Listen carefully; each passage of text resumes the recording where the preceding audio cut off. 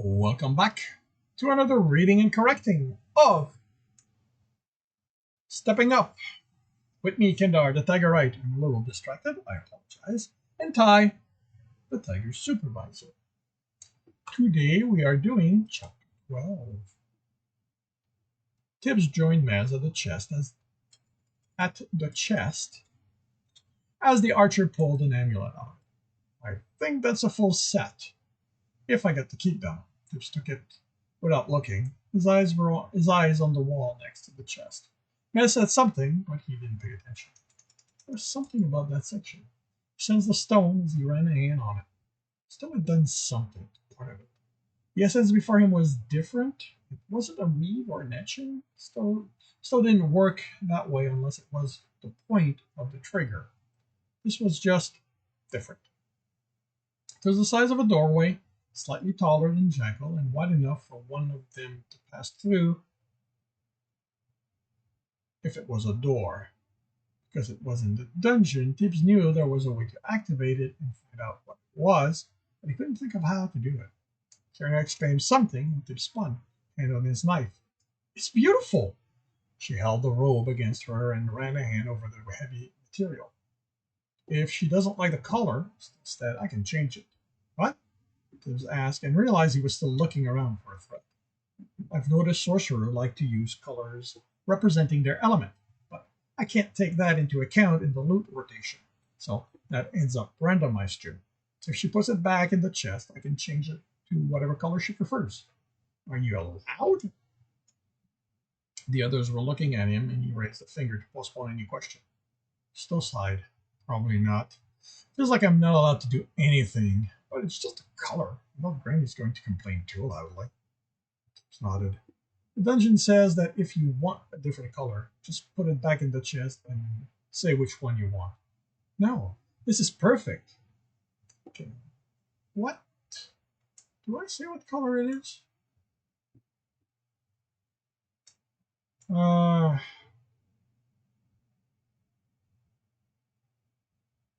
No, I actually don't say what color it is. Ha!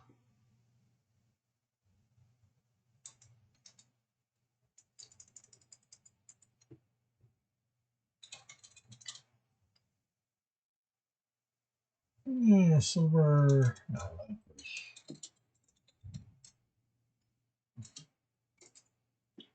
I can't believe I never. I utterly forgot the color.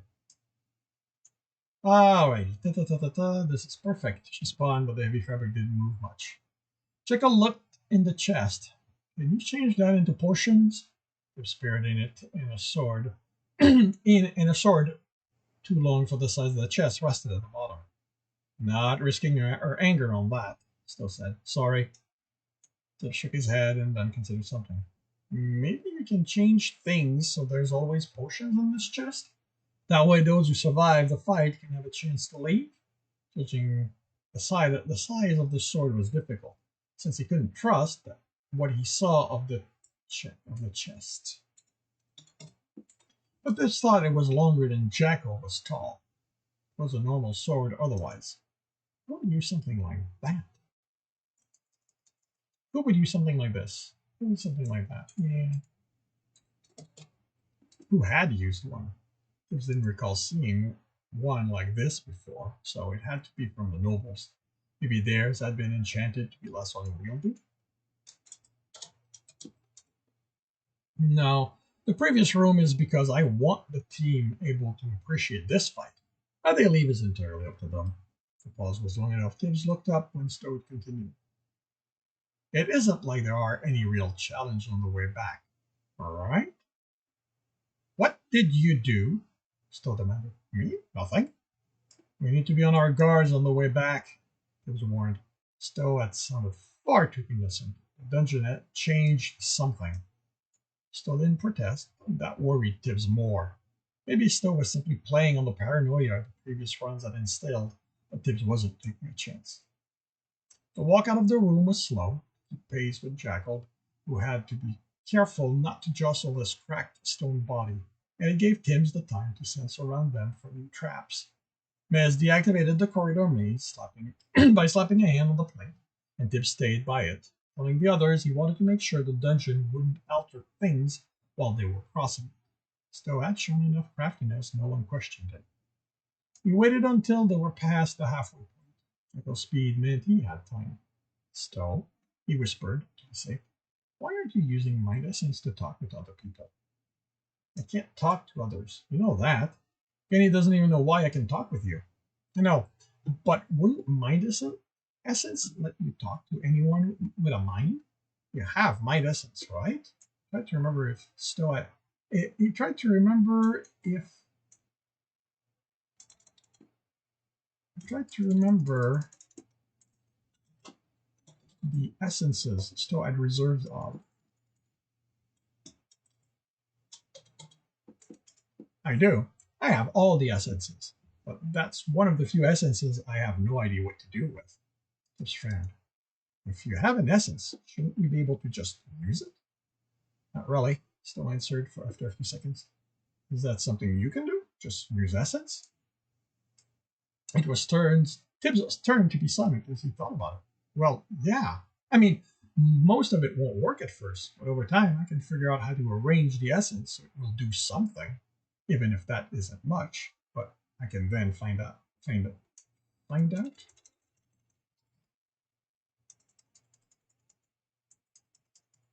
Figure out.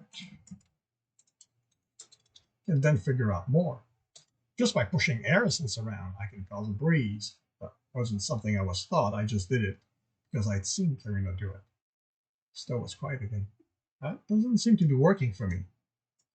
Then how did you manage to do everything you do with essence? By watching you and the other runners.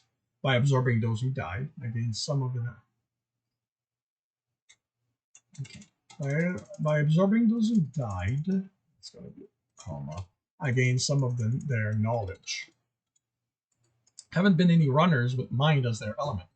Once I have a base of information, I can work with that, but I can't seem to do anything with what I have until then. I thought there would be runners for each element by now. No, it was wrong. Tirania had steered him toward only 4 elements. Even after he got her to mention more, she made it clear they were inferior. There was also more of certain essences within the classes. Fighters seemed to have more metal and earth than anything else. Rogues had water, air, and darkness mainly. Archers and sorcerers seemed to be more evenly distributed, but still more of those 4 main elements Tirania had told him about. Had every teacher pushed a specific element instead of encouraging the runners to figure out which one was best for them? Tirania certainly insisted he decided then and there. There and then and there and then. What about the silent shoes? You made those before anyone had essences. Before runners started coming in, the guards were throwing bodies in me. A few of them had essences woven through pieces of clothing, and once I knew that was a thing, I experimented using other essences, changing how it was within the item. I didn't have a lot else to do, and I can reabsorb what didn't work. Other than your pouch, which I was working on for the second floor boss, everything else was simply stuff. Everything else was simple stuff. And doing that with mind essence doesn't let.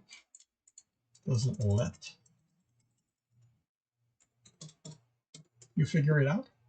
I've played with it, but nothing I apply from what I know of the other elements did anything. Tibs, Kierna called. They were on the other side. The essence wall hadn't returned, so Tibs ran to join them. The bunnyling and rattling rooms were much the same, minus whatever bodies had been absorbed by the time they left. Minus whatever bodies hadn't been absorbed by the time they left. The pool no longer had any ice in it, only water. I can't cross the pool, Jekyll said. Even if the dungeon doesn't have the pillars to break us in the ice, I can't pull earth essence from that far. Without it, I'm going to fall apart. You could walk by the edge, as said. You can pull from the walls, right? Unfortunately, Tindar said before Jekyll answered, that does not resolve the issue of the rising floor. And If Jackal can't move any faster, it renders crossing the bridge less practical. Tip side. I'll deactivate the room. He wasn't looking forward to the headache manipulating so much essence at once would cause, but at least this time he wasn't exhausted. He made it halfway to the maze before a section of the ledge broke. This time he would. But this time the one right after also broke, making crossing the larger gap more difficult. They're making it harder on purpose, he grumbled. Still chuckled. Now, which of the section will have a condition set?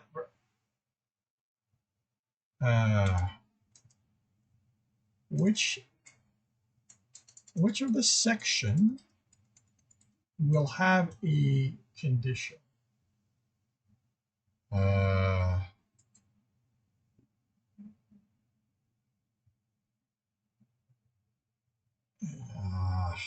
don't like it. I don't like it. Which of the section will have a criteria? You know what? The breaking condition is set randomly when I reset the floor. One of those conditions is how much weight each of the sections can support.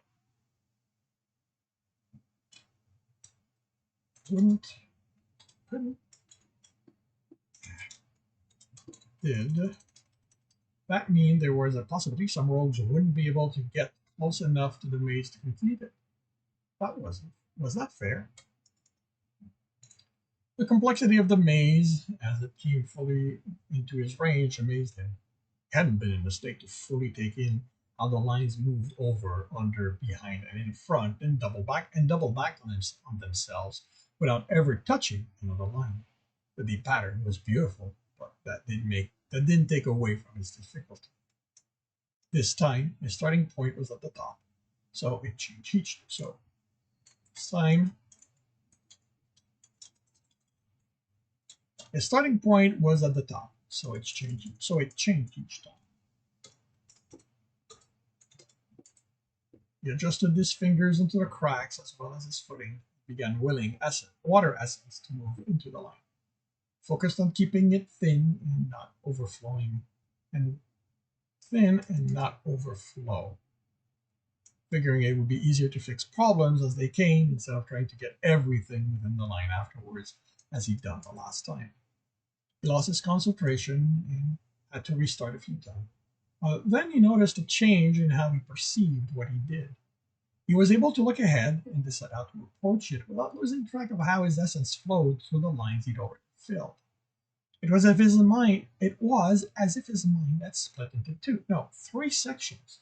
The one looking ahead, the one looking behind, and the one taking it all in and deciding how to proceed. It let him think without losing track of anything in the maze. What he did lose track of was the state of his body. He was reminded it existed as pain shot through his left arm, a spasm making him lose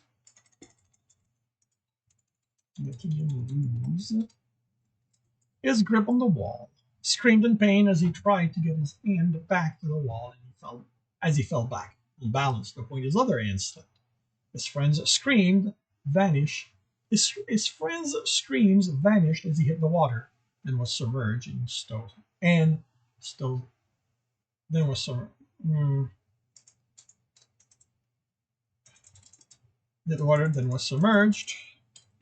laughter. Once he was done cursing, the corruption coursing through his body, he pulled air essence out of the water and around him so he could breathe and let himself drift. You should see your face, Stowe said between bouts of laughter. It's hilarious. It wasn't funny. He slept as hard as he could, hoping the dungeon heard him. If it did or not, Tibs couldn't tell, as Stowe exploded into laughter again. He rolled his eyes, unable to stop the image of Stowe falling off a chair because of how hard he laughed. He sighed. Maybe, from the outside, it was funny. But Stowe was supposed to be his friend. Friends didn't laugh at each other's misfortune. They purposely ignored the times. He laughed at Jackal after one of the stupid things he did. One of the stupid things he did came back to smack him in the face, sometimes literally. He closed his eyes and enjoyed the quiet. He knew his friends were worried, but after the fighting, the yelling, the stress of the run, it was nice. He extended his senses to reach his friends, but they were too far.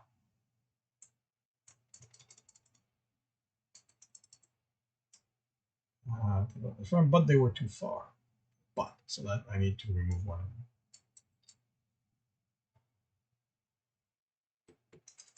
So that's one. That's a period. Instead, sensed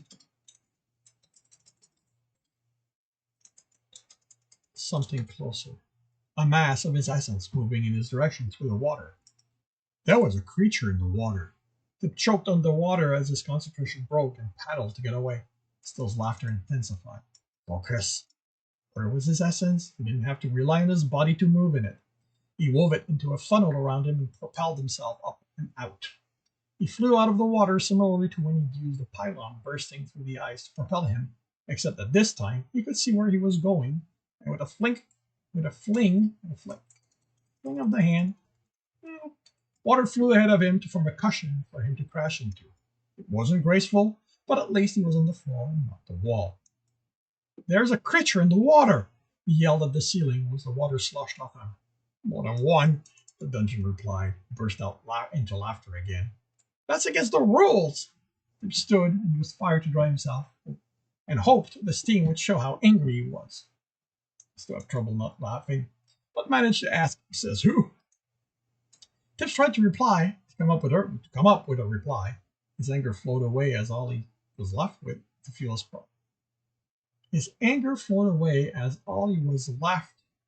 his protest was, this is a trap room. There can't be creatures in trap rooms. Still got his laughter under control. Again, says who? But there haven't been any before. What's meaning? There's never been a need before, Still replied. The first floor is tough enough as it is for brand new runners, and the pool was always set up for them to activate when someone fell into the water. Tibs sighed. So we can't take for granted what any of the rooms will contain based on what it looks like. Was that already the case? Kandar asked, never accepting anything as what we see within a dungeon. Tibs nodded. It got incomplacent. At least this reminder of the danger he lived with hadn't cost him any of his friends. Sorry for yelling at you. It's okay, Still said. I do aim to create strong reactions, so yelling is expected. You should hear what some of the other team calls me. It's a good thing they don't know I can hear them. Are you good? Peter rolled his eyes. We're good. Tried to move his arm, but the corruption was being stubborn. I was going to need help getting back to the maze. Karina, can your essence reach where I was when I fell?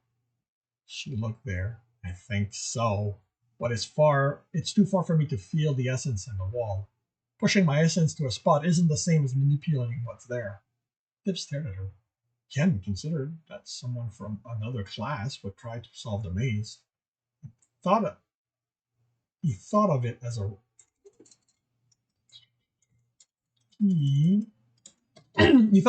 role problem.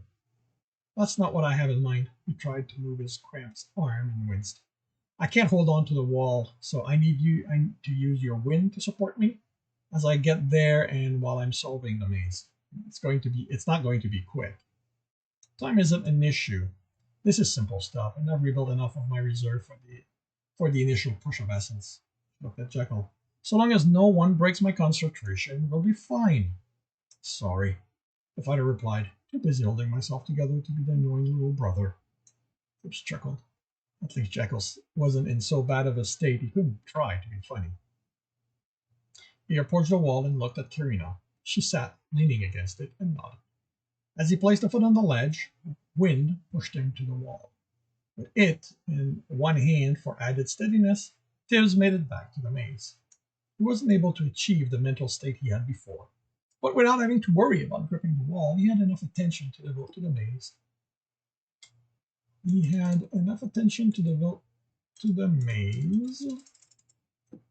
And he solved it faster than his last time. The previous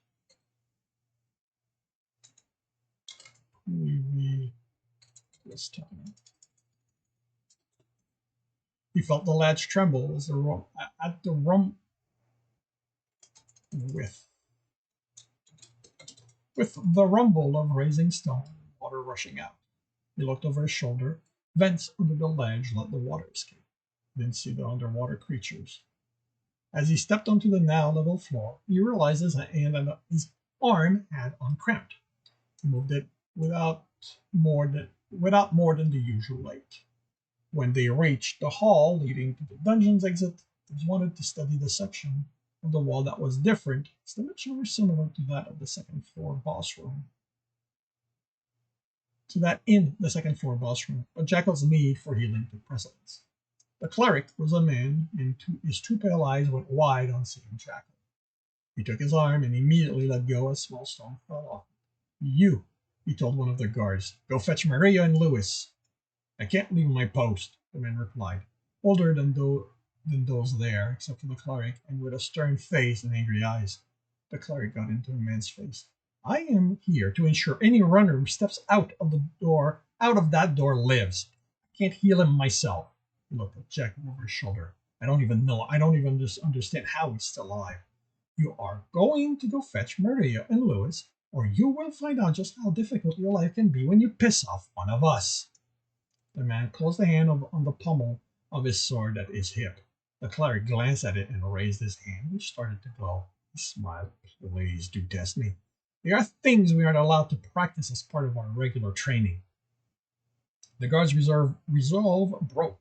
Sidestepped the cleric, then hurried down the steps. The other guard had moved as far as he could without leaving his post.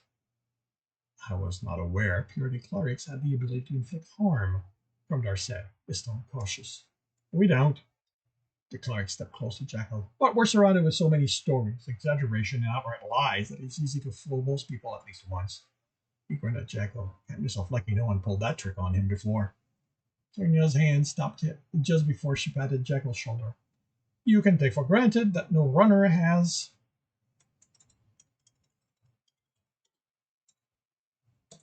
Jackal's knack for getting himself into the kind of trouble requiring this level of healing. Next time, Jackal said, you can be the one to go toe-to-toe against the boss. Can you sit? The cleric asked, cutting off Karina's reply. Jackal looked at the step before lowering himself. Good. Now I recommend you all avoid distracting me. I have no idea how this will proceed. The cleric's hand glowed again, and Tibbs winced along with Jackal. His healing didn't look to be soothing at all. And this concludes chapter 12 of Stepping Up. If you are enjoying this, leave a like. If you want to know when the next one is going to be, subscribe and hit the bell. Share it with your friends. Share the love. Share the laughter. If you want to support me, there's a link to my Patreon where you can read ahead on this story as well as many of the other stories. You can also read this story on Royal Road for free.